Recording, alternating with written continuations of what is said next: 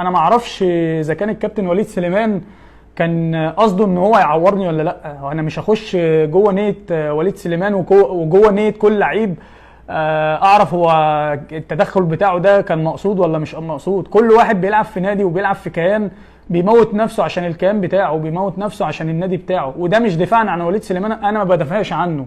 هو الراجل بعد الماتش اتصل بيا اعتذر لي وما عنديش مشكله، وانا يعني انا بتربطني علاقه احترام بيني وبين وليد سليمان، اللي هو راجل بشوفه في اي مناسبه بسلم عليه وعامل ايه، وفي عرف الكوره الراجل ده كابتني وراجل لعب قبلي في الدوري وراجل بيلعب في النادي الاهلي وراجل ليه اسمه وكل حاجه.